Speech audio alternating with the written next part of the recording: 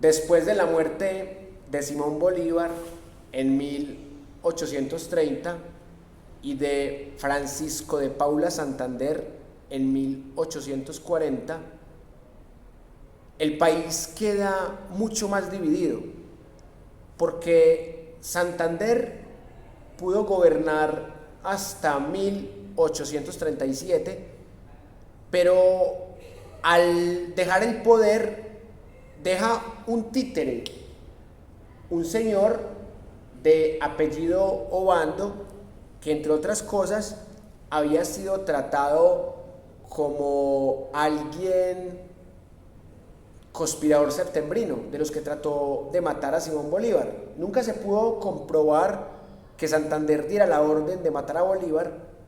Sin embargo, hay dos versiones, una que la hacen biógrafos de Santander diciendo que nunca se pudo comprobar, y la otra que son biógrafos de Simón Bolívar diciendo que sí se pudo comprobar, que hubo unas correspondencias que hizo Santander donde reconoció su culpabilidad o que sabía del hecho de que iban a atentar contra la vida de Simón Bolívar. Más allá de esa discusión historiográfica, el hecho fue que hubo un tema de conflicto de intereses, porque el presidente del Congreso era Márquez, y el Congreso en 1837 era el que nombraba al presidente según lo que disponía la Carta Magna de 1832. Entonces el Congreso nombra como presidente de lo que se conocía ya como la República de Nueva Granada, cambió de nombre otra vez, al que no quería Santander, que era Márquez. Pero miren ustedes el conflicto de intereses del Congreso. O sea, el Congreso nombra al presidente y nombran al presidente del Congreso como presidente de Colombia, y dejan por fuera del poder al títere que quería dejar en el poder, Francisco de Paula Santander, lo cual demuestra que esas tensiones entre santanderistas y bolivarianos seguían vigentes, y esto genera unas luchas regionales, un intento de tumbar ese régimen. Y para colmo de males, en Pasto cierran los conventos, con lo que es una clara provocación a los católicos. Por eso nace la Guerra de los Supremos o la Guerra de los Conventos. ¿Por qué se llama Supremos?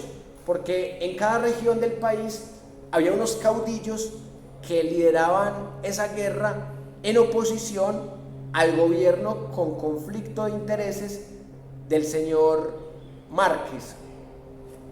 Entre ellos Obando, que era uno de los descontentos, y también Salvador Córdoba.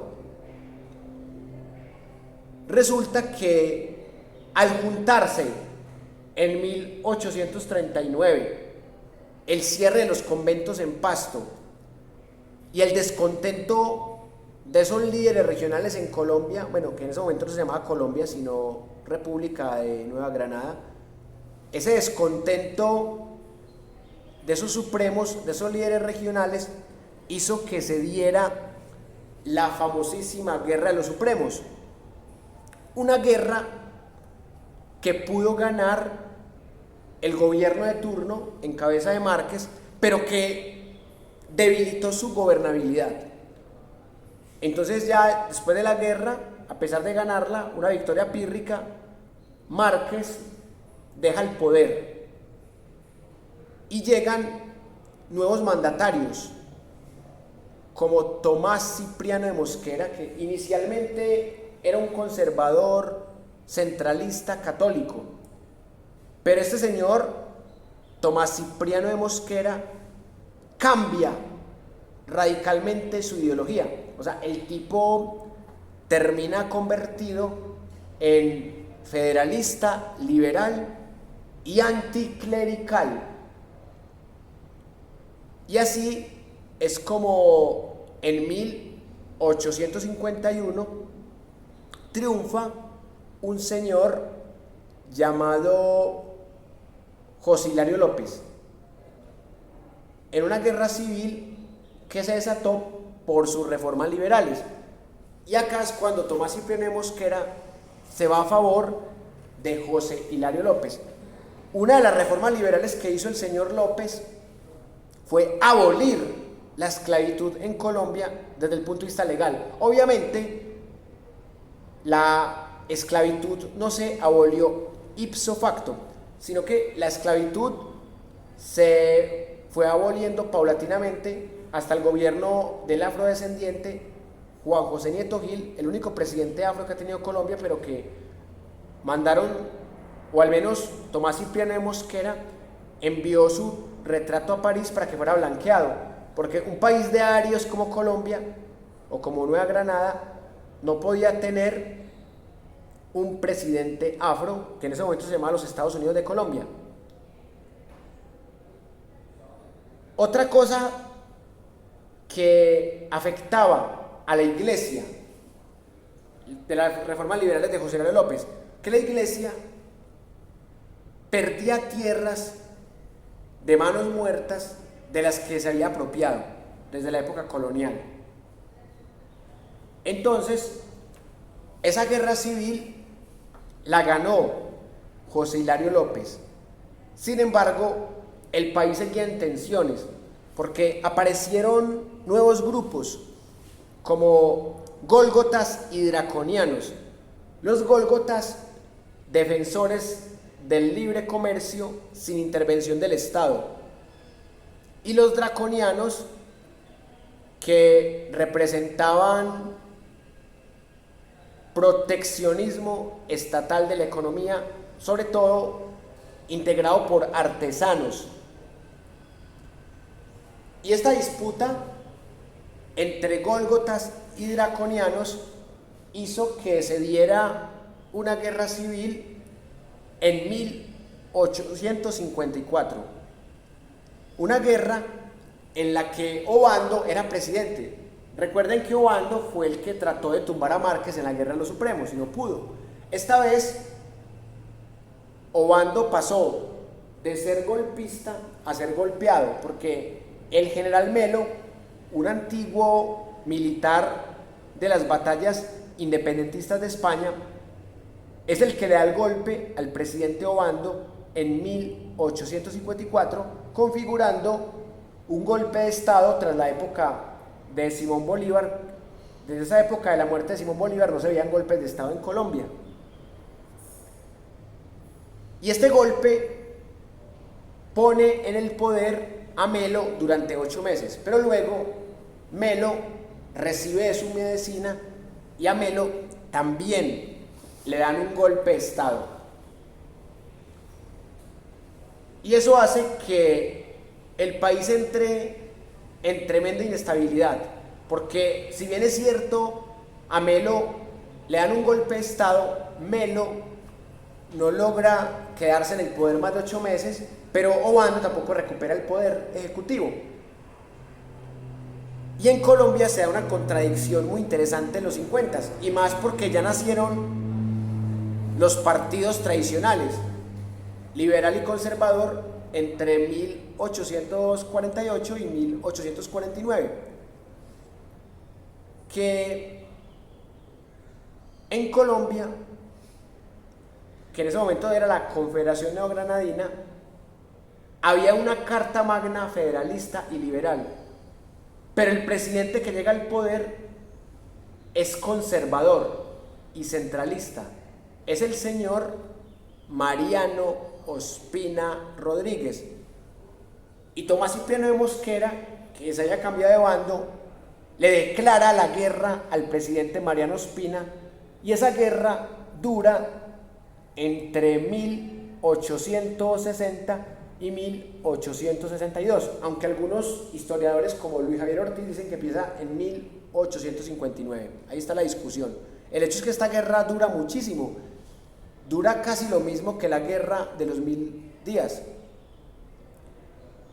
Y esta guerra es la única guerra civil en Colombia que gana una guerrilla. Recordemos que el término de guerrilla viene desde la época de Napoleón Bonaparte, Guerrilla es un diminutivo que significa pequeña milicia armada que intenta tumbar un gobierno de turno. Así que, si ahora decíamos que izquierda y socialismo no es lo mismo, guerrilla y socialismo tampoco es lo mismo, porque las primeras guerrillas en Colombia fueron conservadoras y liberales, dependiendo de quién estaba en el poder. Y al Tomás Cipriano de Mosquera, que ya había sido presidente de Colombia, ganara la guerra civil a Mariano Ospina Rodríguez, nace la Carta Magna de Río Negro en 1863 y también nace un nuevo nombre para este país. Ya no se llama Colombia a secas, ni República de Nueva Granada, ni Confederación Neogranadina, ya se llama los Estados Unidos de Colombia. Y entramos en un momento federalista de nuestra historia. En mi opinión, la Carta Magna de Río Negro es la mejor carta que hemos tenido, porque es la que daba más libertades. Libertades políticas, económicas, libertad de prensa, libertad de cultos, libertad de conciencia, obviamente separación de Estado e Iglesia, que la Iglesia no se metiera en la educación, y lo más importante, que la Iglesia devolviera las tierras de las que se había apropiado de manera arbitraria, incluso desde la época colonial. Pero ¿cuál fue el problema? Que el federalismo tiene sus ventajas, así como el centralismo, pero igual tiene sus desventajas. La gran desventaja del federalismo era que cada estado soberano tenía su moneda y tenía su poder ejecutivo. Más allá de que hubiese un presidente nacional que duraba 2 años, era un régimen muy poco presidencialista, esto generó un desorden económico. Y sumemos a que en Europa había guerras franco-prusianas, había revoluciones, que las potencias europeas estaban concentradas en conquistar África, en el reparto colonial de África, que fue durante todo el siglo XIX. Entonces, inexorablemente, en esos años que tuvimos un régimen federalista en Colombia y liberal, estamos hablando entre 1863 y 1886, en esos años de federalismo se creó una poderosa inflación, casi que una hiperinflación, porque cada estado soberano con su moneda, guerras internacionales que afectaban el comercio local, como las ya mencionadas guerras franco-prusianas. Entonces los conservadores y los católicos aprovecharon esos problemas de hiperinflación para, a través de guerras civiles, volver a recuperar el poder.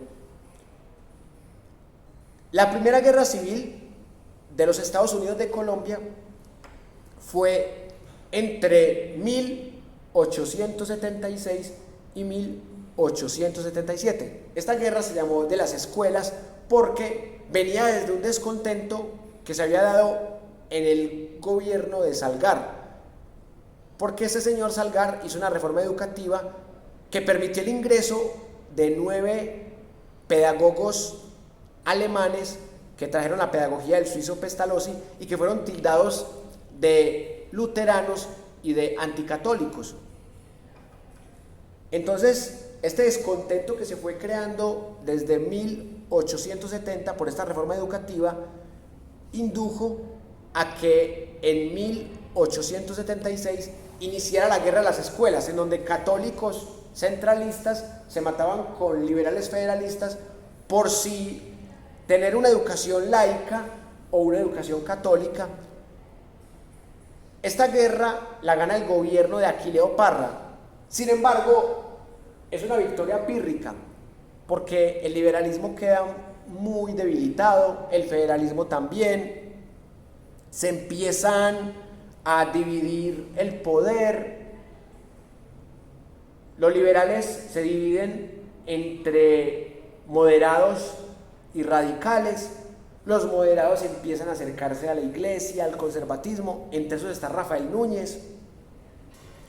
Y Rafael Núñez logra ganar la presidencia y claramente en 1885 Rafael Núñez se vuelve conservador. El mismo caso de Álvaro Uribe Vélez, que empieza siendo del Partido Liberal pero termina gobernando con el Partido Conservador, con la Iglesia Católica y con las élites. Algo análogo sucede con Rafael Núñez, que era liberal moderado, enemigo de liberales radicales como Aquileo Parra, y ese señor Rafael Núñez logra ganar esa guerra civil entre 1885 y 1886, con lo que nace la Carta Magna más retrógrada, más conservadora, más católica, más retardataria del país, una Carta Magna que gobierna 105 años al país.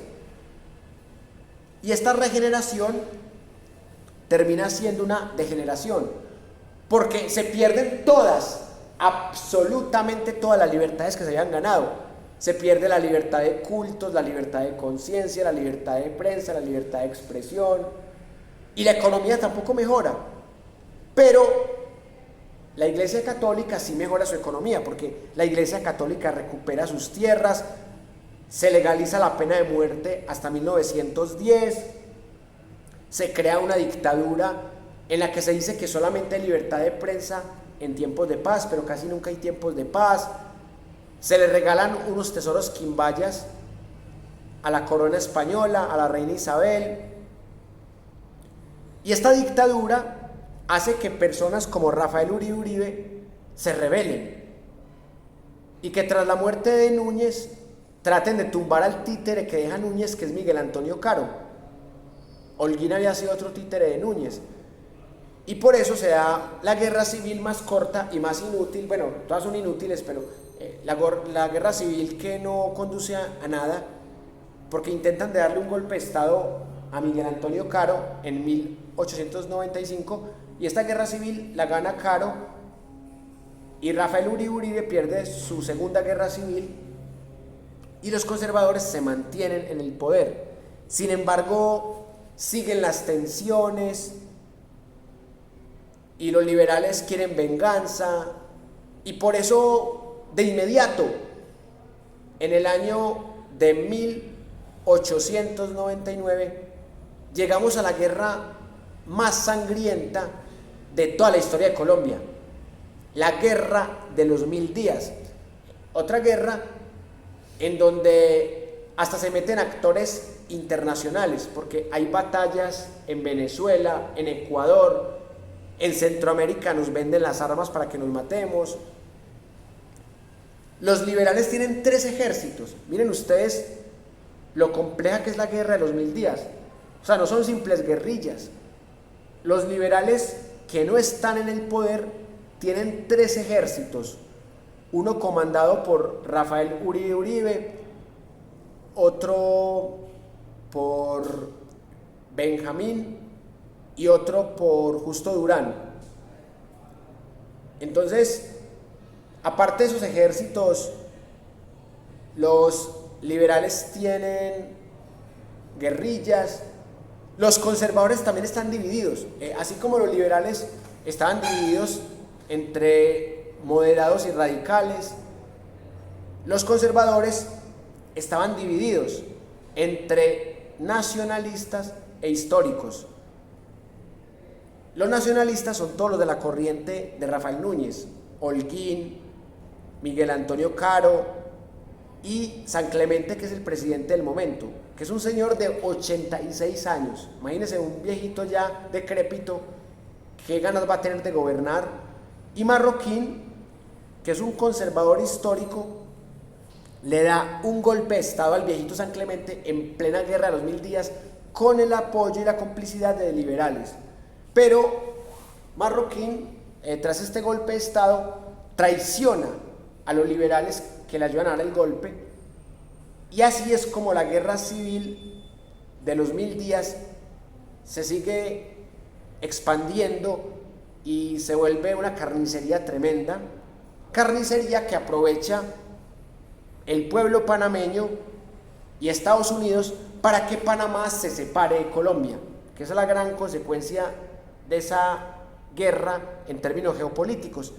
En términos económicos, el país queda destruido.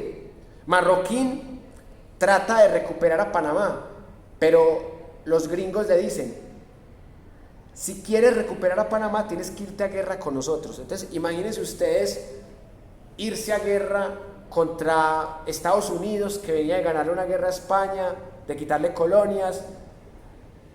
Colombia con un desgaste de una guerra que algunos dicen que duró 1128 días, otros dicen que duró 1040 días.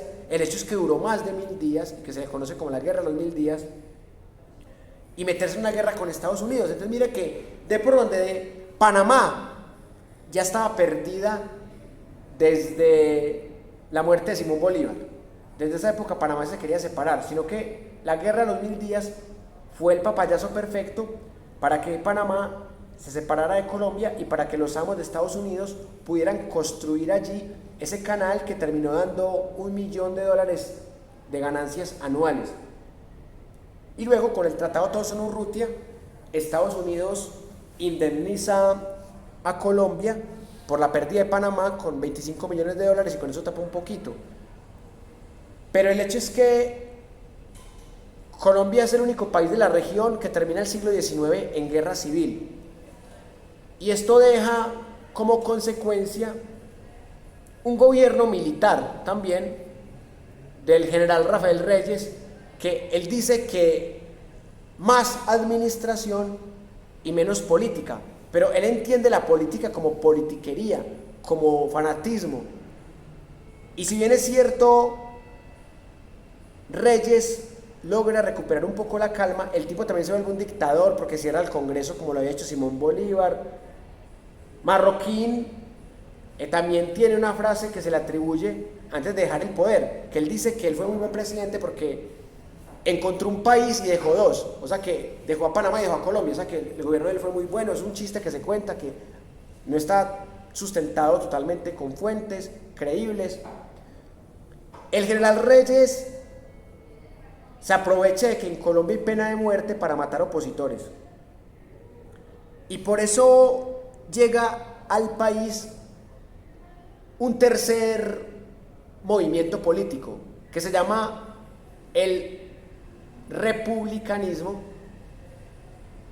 basado en la unidad nacional de Carlos R. Restrepo. Carlos R. Restrepo es un conservador que se cansa de ese partido y que tampoco está de acuerdo con el liberal. Entonces nace como por primera vez en Colombia un tercer movimiento, y ese movimiento es el que induce a que se acabe la dictadura de Reyes y a que en 1910, después de un presidente encargado, se logre hacer una asamblea constituyente en Colombia en 1910, en la que logran abolir la pena de muerte y logran quitarle presidencialismo al país, porque en Estados Unidos de Colombia había solamente presidentes de 2 años, en la regeneración presidentes de 6 años, y ya desde 1910 y hasta la actualidad presidentes que duran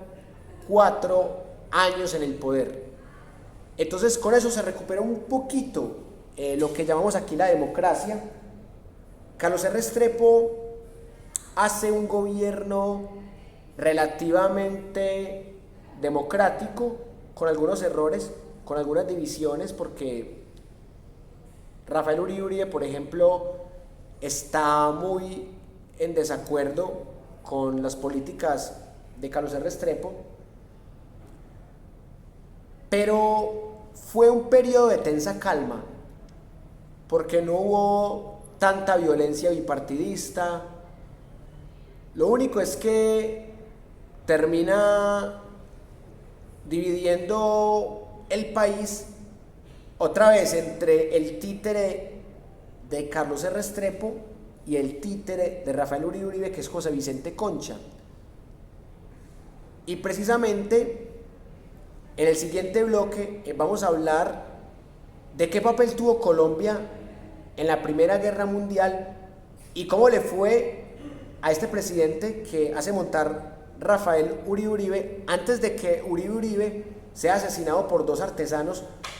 Paradójicamente, Uribe Uribe es asesinado por dos obreros que tanto defendió en las guerras civiles.